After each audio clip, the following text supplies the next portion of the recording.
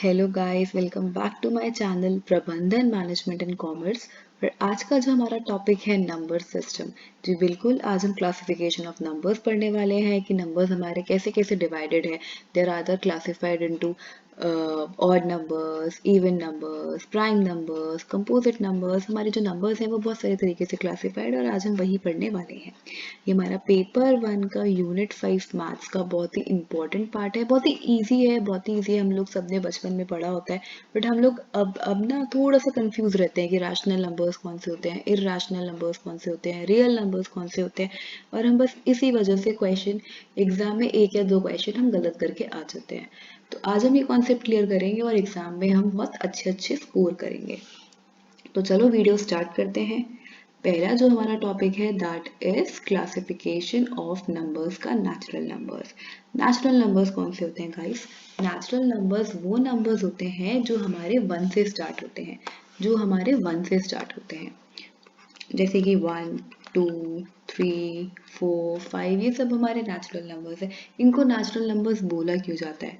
पहला question is इसको natural numbers बोला क्यों जाता है? इनको नेचुरल नंबर्स बोला जाता है नेचुरल, देखो नेचर, बाय नेचर। जब भी आप किसी से बोलते हो, काउंटिंग सुनाओ, तो आप क्या बोलते हो? 1, 2, 3, 4। वो कभी भी 0 से स्टार्ट नहीं करता, वो हमेशा 1 से स्टार्ट करता है। तो जो हमारे नेचुरल नंबर्स है वो हमारे 1 से स्टार्ट होते हैं। ठीक है, 1 जो है हमारा स्मॉलेस्ट नेचुरल नंबर है, और जो हमारा लार्जेस्ट है वो कैन नॉट बी डिटरमाइंड, क्योंकि हमारे जो नंबर्स है वो इन्फिनिटी तक जाते हैं। ठीक है, ये तो हो गई हमारे नेचुरल नंबर्स की बात। अब मैं आपको बताती हूँ होल नंबर्स कौन से होते हैं गाइस। होल नंबर्स वो नंबर्स होते हैं जिनके आगे हमारा जीरो आ जाता है, जिनके आगे हमारा जीरो आ जाता है। देखो हुआ क्या, हमारी लाइफ बहुत सॉर्टेड चल रही थी, 1, 2, 3, 4, 5, 6, 7, 8, 9। ठीक है, अब प्रॉब्लम ये आई कि 9 के बाद हमारे पास कोई नंबर ही नहीं बचा था। हम लोगों की जो काउंटिंग है आगे जा ही नहीं रही थी। फिर किसी ने जीरो इन्वेंट किया, फिर किसी ने जीरो इन्वेंट किया, तो हमारा 1 से पहले तो आता है जीरो। ठीक है, और 9 के बाद आता है हमारा 10, जिसके अंदर जीरो का हमारा यूज हुआ था। इसलिए हमारी जो काउंटिंग है वो आगे बढ़ती चली गई, 10, 11, 12 सो ऑन करके, फिर 20, 30 ऐसे ऐसे करके। जीरो ही हमारा एक अकेला ऐसा नंबर है जो होल नंबर है। ठीक है, नेचुरल नंबर नहीं है। Zero is the only number which is whole number and not the natural number. बाकी सारे नंबर्स 1 से लेकर इन्फिनिटी तक हमारे नेचुरल नंबर्स भी होते हैं। ठीक है, तो हमारे होल नंबर्स की स्टोरी भी यहाँ पे कवर अप हो गई। अब हम आ जाते हैं वापस अपने इवन नंबर्स पे और ऑड नंबर्स पे। इवन नंबर्स कौन से होते हैं गाइस? इवन नंबर्स वो होते हैं विच आर डिविजिबल बाय 2 और are the multiples of 2। For example देखो, 2, 4, 6, 8, जो भी 2 से हमारा डिवाइड हो रहा है ना, वो हमारा इवन नंबर होता है। 2 हो गया, 4 हो गया, 6 हो गया, 8 हो गया, 10 हो गया, और ये भी हमारे इनफाइनाइट होते हैं। हमारे इवन नंबर्स भी इनफाइनाइट होते हैं, इन द सेम वे हमारे ऑड नंबर्स भी इनफाइनाइट होते हैं। इवन ऑड नंबर्स कौन से होते हैं? ऑड नंबर्स वो नंबर्स होते हैं जो कि 2 से डिविजिबल नहीं है, जो कि 2 से डिवाइड करने के बाद हमारा रिमाइंडर देता है, और रिमाइंडर क्या आता है हमारा 1। तो वो सारे हमारे ऑड नंबर्स होते हैं। फॉर एग्जाम्पल 1, 3, 5, 7, 9, 11, 13 सो ऑन, ये सारे हमारे ऑड नंबर्स हैं क्योंकि ये हमारे 2 से डिवाइड नहीं होते। ठीक है, इवन नंबर्स और ऑड नंबर्स का डिफरेंस भी आपको समझ आ गया होगा। जैसे हमारे इवन नंबर्स इनफाइनाइट है, वैसे हमारे ऑड नंबर्स भी इनफाइनाइट होते हैं। ठीक है, होल नंबर्स की स्टोरी मैंने आपको बताई दी। ठीक है, देखो, except zero every whole number is a natural number. Every even natural number is also a whole number. Every odd, सारे इवन ऑड नंबर्स हमारे नेचुरल नंबर्स होते हैं। अब आ जाते हैं हम प्राइम नंबर्स और कंपोजिट नंबर्स पे। ठीक है, इससे पहले मैं आपको एक इंटीजर्स का कॉन्सेप्ट और क्लियर कर देती हूँ। देखो हुआ क्या था इंटीजर्स के अंदर, सबसे पहले आए हमारे नेचुरल नंबर्स। ठीक है, नेचुरल नंबर्स आए 1 to 9, फिर जीरो का इन्वेंशन हुआ, फिर हमें होल नंबर्स की नीड थी, इसलिए जीरो का इन्वेंशन हुआ।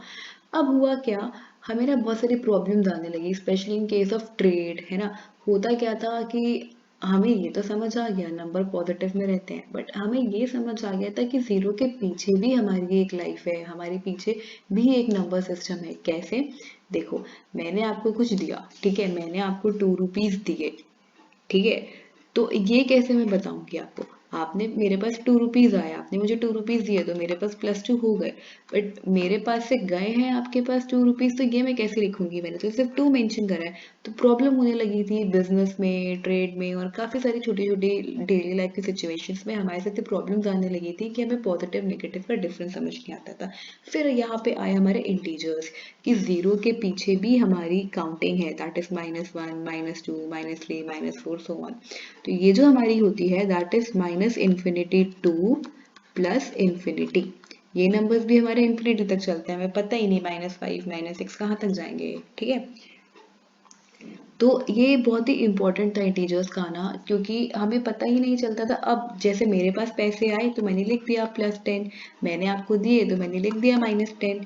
तो अब जो मेरा इंटीजर्स का, जो मेरा बिजनेस का प्रॉब्लम था वो भी सॉर्ट आउट हो गया।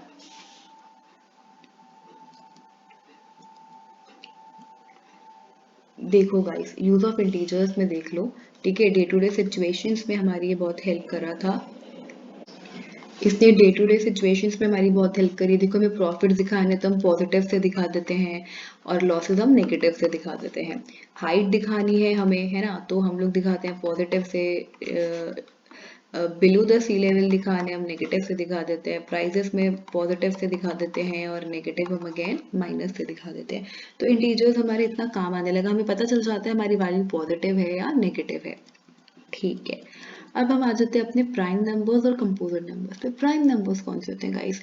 प्राइम नंबर्स वो नंबर्स होते हैं जो सिर्फ और सिर्फ 1 से डिविजिबल होते हैं और अपने आप से डिविजिबल होते हैं।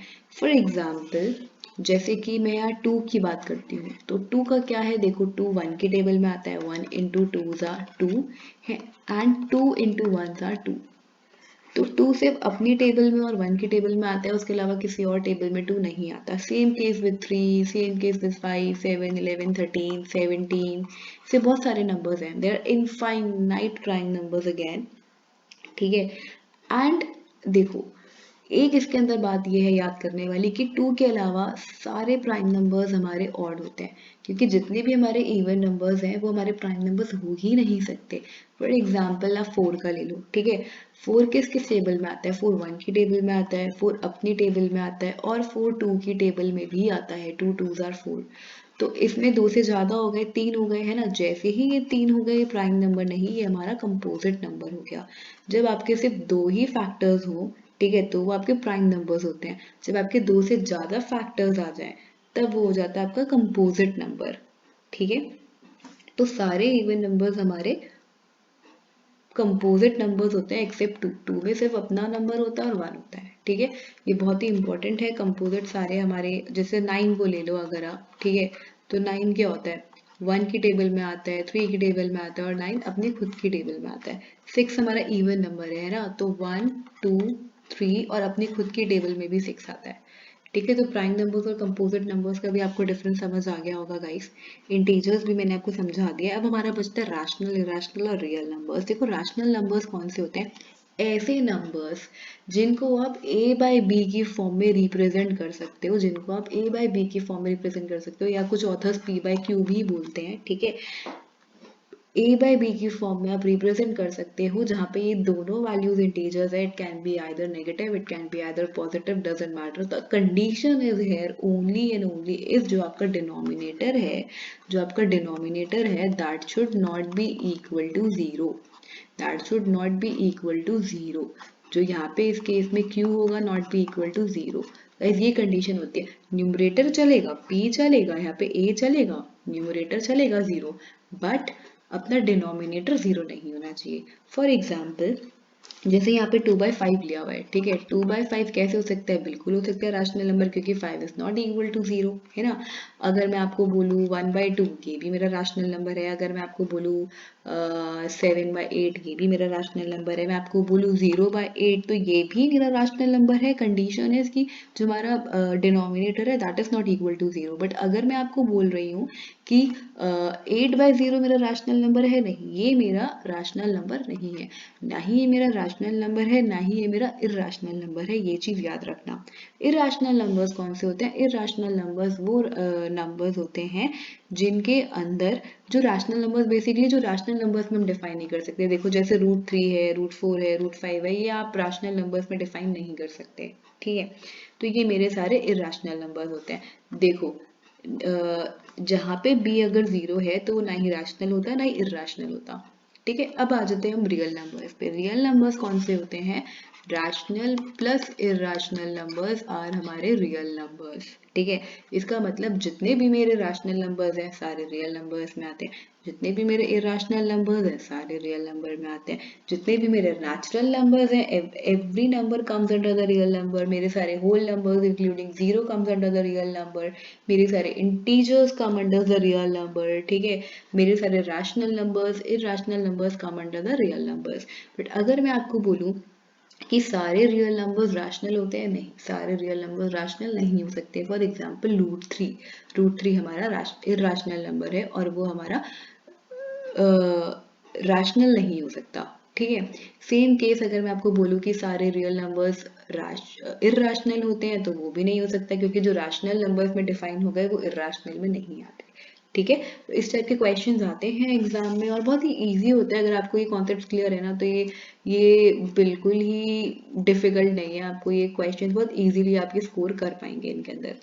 तो आई जस्ट होप आपको ये कॉन्सेप्ट क्लियर हो गया होगा और आज के बाद कभी डाउट नहीं आएगा, ठीक है गाइस। तो मिलते हैं हम अपनी अगली वीडियो में, जब तक ले टेक केयर, बाय बाय।